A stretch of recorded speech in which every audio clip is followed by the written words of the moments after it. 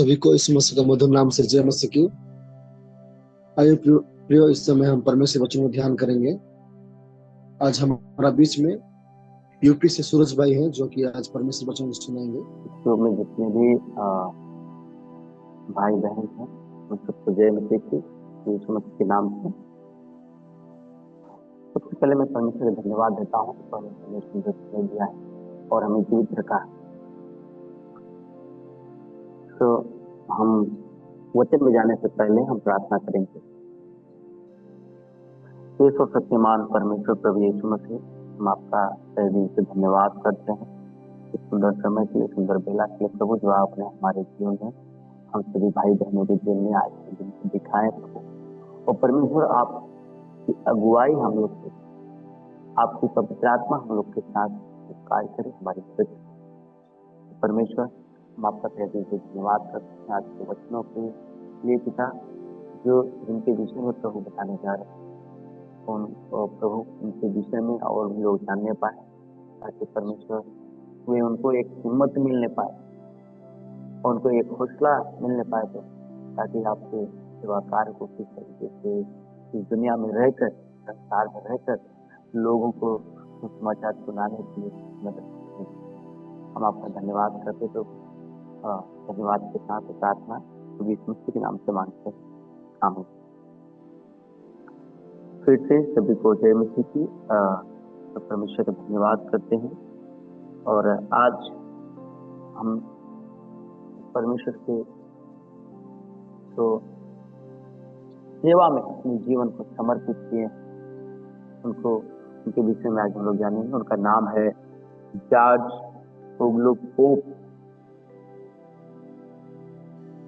वे अपने जीवन को परमेश्वर के कार्यों के लिए या अपने जीवन को परमेश्वर के सुसमाचार को लोगों तक सुनाने के लिए उनके विषय में हम लोग जानेंगे। जॉर्ज ओगलो पोप, उनके जन्म के विषय हम लोग जानेंगे कि उनका जन्म 24 अप्रैल 1820 को कनाडा में ब्रिटिश माता पिता के यहाँ हुआ था। बाद में उनका परिवार इंग्लैंड चला गया, जहां उन्होंने एक मजबूत मसीह धर्म विकसित किया। सुसमाचारक कार्य के लिए बुलाए जाने पर उन्होंने 19 वर्ष की आयु में दक्षिण भारत की यात्रा की, जहां उन्होंने तमिल लोगों के बीच काम करते हुए दशकों बिताए। पोप को भाषाओं से गहरा लगाव था और वे विशेष रूप से तमिल के प्रति आकर्षित थे। उनका मानना था कि प्रभावी सुसमाचारक कार्य के लिए स्थानीय सांस्कृतिक और भाषाओं को समझना आवश्यक है। मेरे प्रियो, जीव पोप, जो कि एक मसीह परिवार में उनका जन्म हुआ और वो उनका विकसित, उस मसीह धर्म में विकसित का मतलब है कि मजबूती से वो विकास हुए, बढ़े, उनको रुचियां परमेश्वर के वचनों, प्रार्थनाओं में, कलीसियाओं में रुचि होने लगी। वो विकसित बढ़ते गए और उन्होंने अपने जीवन में ये संकल्प लिया, ये उन्होंने अपने जीवन में ये चैलेंज, उनके जीवन में एक सोच हुआ कि मैं परमेश्वर के सुसमाचार को क्या करूं, लोगों तक पहुंचाने के लिए। और उनका यह मानना था कि प्रभावी सुसमाचार कार्य के लिए स्थानीय सांस्कृतिक और भाषाओं को समझना आवश्यक है। अगर मुझे कहीं सुसमाचार सुनाना है या किसी नगर में जाना है, तो मुझे वहाँ का भाषा, मुझे वहाँ का तौर तरीका, वहाँ का परंपरा मुझे जानना है, पहले आवश्यक, जरूरी। मेरे प्रियो, हम बाइबल से भी जब हम देखते हैं, पौलुस के जीवन में भी देखते हैं, और भी ऐसे हम कितने दिन से सुनते आ रहे हैं कि बहुत से ऐसे परमेश्वर के दास तो अन्य जगह से होकर के अपने भारत देश में आए, तो वे वहां पर आने के बाद वहां पर पहले उनकी भाषाओं को सीखे, उनकी परंपराओं को सीखे, तब वो अपने कार्य को आप करती है। वैसे ही जो पोप, इनके जीवन में ये हुआ कि मुझे उस जगह पे जाना है, मुझे तमिल लोगों के बीच में काम करने जाना है, तो मुझे उनके भाषाओं को, उनके सांस्कृतिक को मुझे समझना आवश्यक है। और वो तमिल के प्रति बड़ी आकर्षित थे। आकर्षित का मतलब एक लगाव, उनका एक लगाव, गहरा लगाव हुआ उनसे। जिस चीज पे लोग आकर्षित होते हैं, उसको बार बार देखने की इच्छा करते हैं, मिलने की इच्छा करते हैं, बात करने की इच्छा करते हैं, ये सारी चीजें होती हैं। उनका प्रारंभिक जीवन और बुलावा ये यहाँ से शुरू हुआ। वे 19 वर्ष की आयु में वे भारत की जब उन्होंने यात्रा किया, इंग्लैंड से जब भारत देश में जब यात्रा उन्होंने किया, तो उनका ये था कि मुझे किस जगह जाना है और मुझे वहां पर क्या करना है, ये सोचकर उन्होंने अपने कदम को बढ़ाया। और जितने भी परमेश्वर के दास, परमेश्वर के सेवकगण, वे बढ़ाने से पहले वो अपने आप को, जैसे लोग कहते हैं ना कि कफन बांध के चलते हैं, इस तरीके से वे परमेश्वर के दास भी एक संकल्प लेके चले थे, मुझे काम करना है उन लोग के बीच में। और दृढ़ संकल्प के साथ उन्होंने उस जगह पे आए। और हम देखते हैं कि तमिल दुनिया में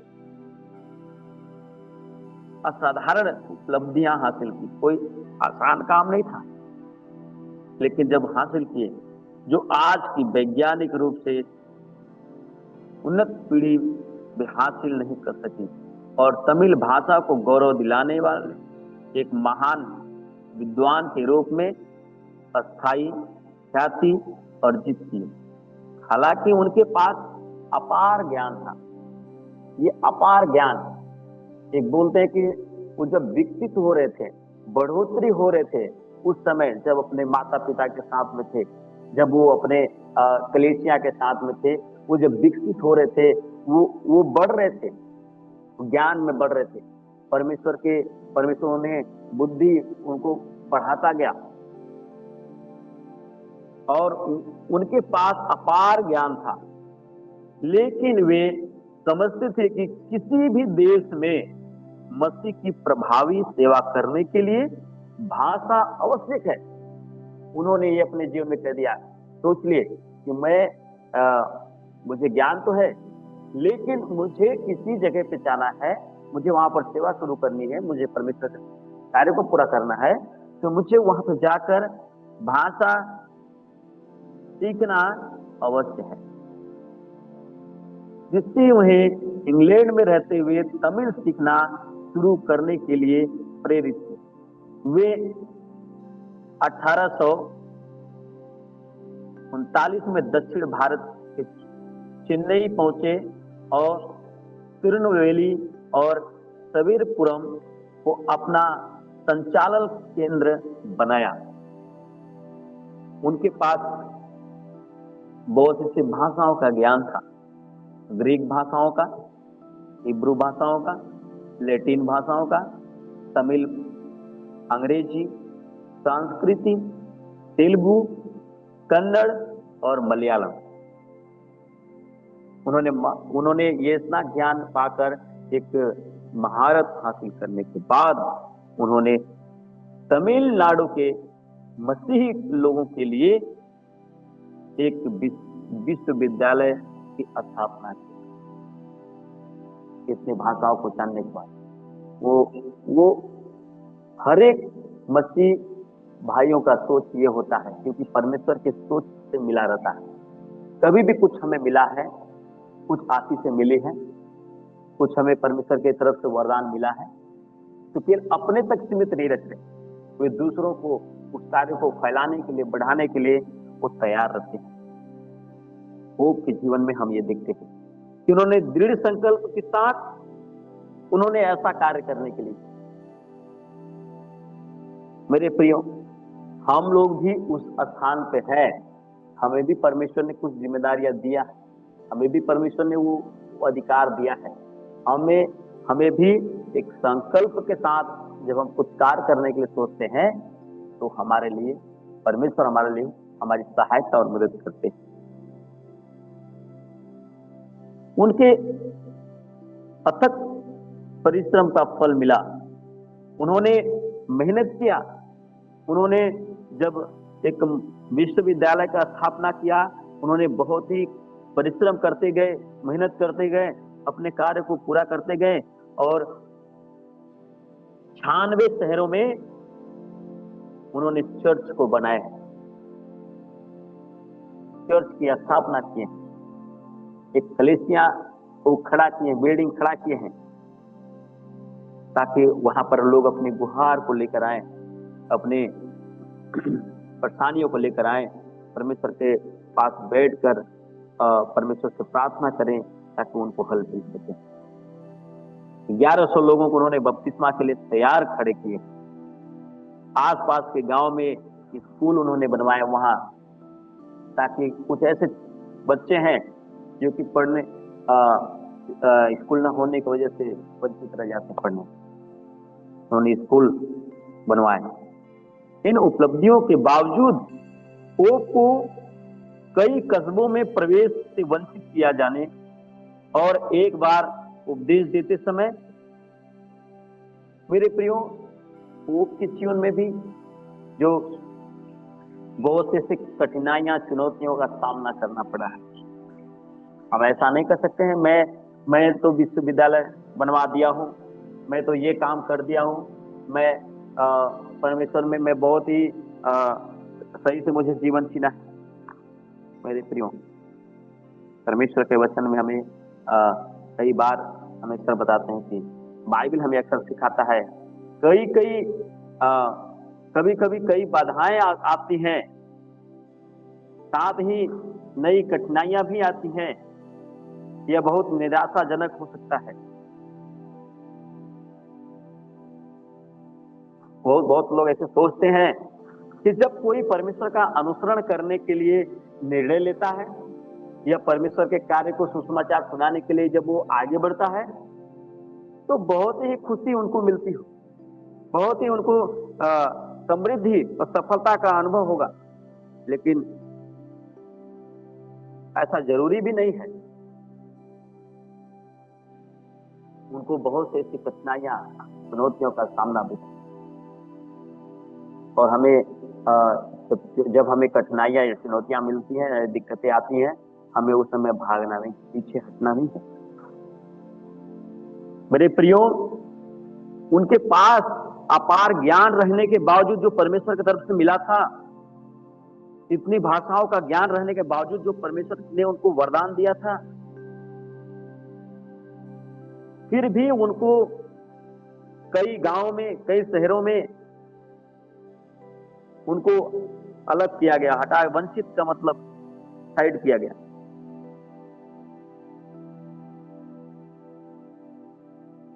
एक बार जब उपदेश देते समय उनको महिलाओं द्वारा गोबर से नहलाया जाने सहित कई गंभीर परीक्षणों का सामना करना पड़ा।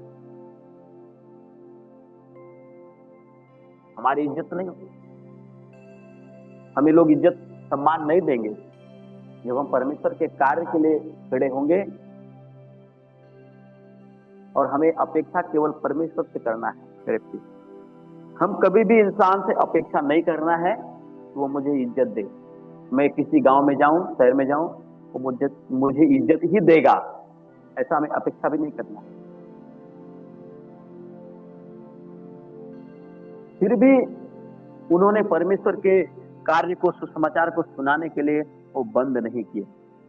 उनको इतना सामना करने के बावजूद भी फिर भी उन्होंने यीशु के प्रेम के लिए और दूसरों को उस प्रेम को समझने में मदद करने के लिए यह सब सहन करते गए। सारी चुनौतियों, सारी समस्याएं उन्होंने सहन करते गए, उनको हिम्मत मिलता गया। मेरे प्रियो, हमारे प्रभु यीशु मसीह जब इस संसार में आए थे, क्या उनको लोग सताए नहीं? क्या उनको रोके नहीं? क्या उनको दंडित नहीं किए? लेकिन जो परमेश्वर को समझेंगे, प्रभु यीशु मसीह को समझेंगे, यीशु के प्रेम को समझेंगे कि यीशु ने मेरे लिए ऐसा किया है, मुझे ऐसा जीवन जीना है, वो जीवन को अपने जीवन में रखकर उन्होंने ऐसा किया। यीशु के प्रेम को लेते हुए दूसरों को समझाने के लिए मदद करते गए, इसलिए वो सारी चीजों को सहते गए। हमें और आपको, जितने भी यहाँ मेरी आवाज को सुन रहे हैं भाई बहन लोग, हमें ध्यान देना है। कभी हमें अपने घर से ही सम्मान नहीं मिलेगा, कभी हमें अपने समाज से सम्मान नहीं मिलेगा। हमें अपेक्षा नहीं करते रहना है, तो मुझे मिलेगा ही। मुझे अपेक्षा करना है तो केवल परमेश्वर से करना। परमेश्वर, तू मेरा गौरव है, तू मेरा सम्मान है। परमेश्वर, उन्होंने तमिल में कई रचनाएं लिखी, जिसमें सबसे उल्लेखनीय है कि तिरुवल्लुवर द्वारा दैनिक, क्लासिक, सुकुरत और अंग्रेजी में अनुवाद मसीह के प्रचार के लिए पूरी तरह समर्पित। उन्होंने 88 वर्ष के जीवन के बाद उन्होंने विश्राम लिए। उनका जन्म 1820 और उनका मृत्यु विश्राम जो अंत के समय में 1908 में उनका देहांत, वो दुनिया को छोड़े। मेरे प्रियो, उनके जीवन से जब हम ये देखते हैं कि वे दृढ़ संकल्प के साथ अपने कार्य को पूरा करने के लिए तैयार थे, क्या हम और आप ये कर सकते हैं? कर सकते हैं। परमेश्वर के साथ हमें ये संकल्प, दृढ़ संकल्प बांधना है, तब हमारे लिए परमेश्वर भी हमारी मदद करेंगे। जैसे जॉर्ज उगलो पोप के जीवन में परमेश्वर ने किया, उनको परमेश्वर ने साहस दिया। एक बहुत अच्छी बात है वहां पर कि वो एक मजबूत मसीह धर्म दिखी बढ़ते गए।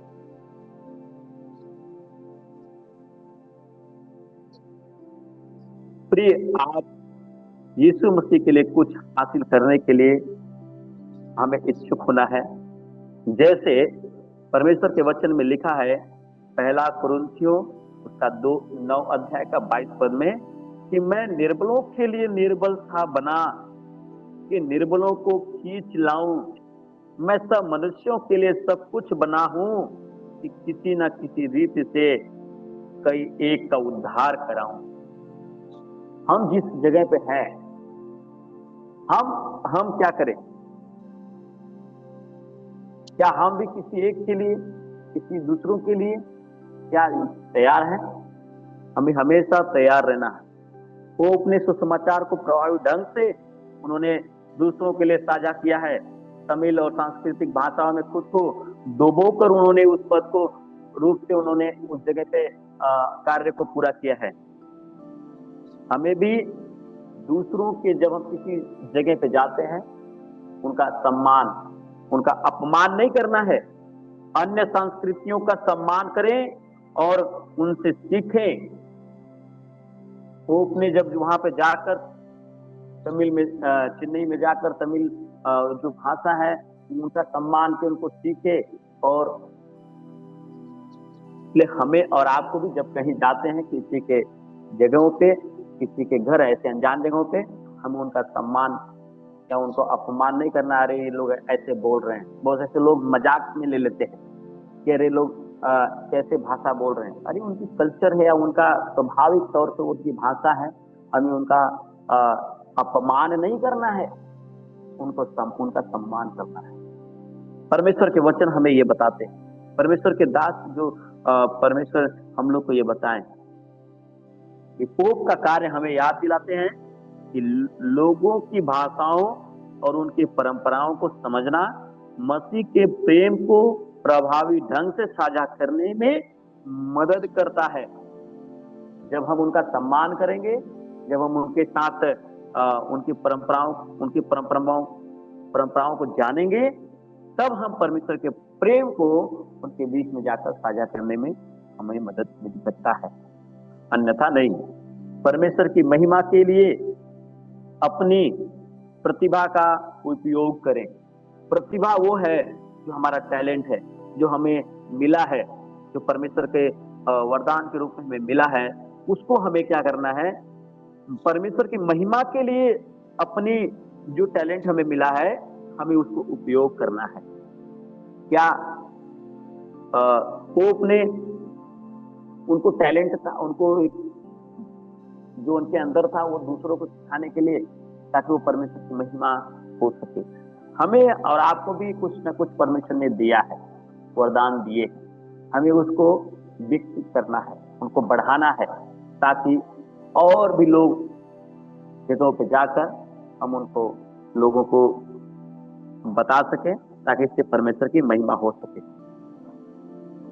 उन्होंने सेवा के लिए अपने भाषाओं को कौशल का उपयोग किया। दूसरों की सेवा करने के लिए परमेश्वर ने उनको कौन से उपहार दिए थे?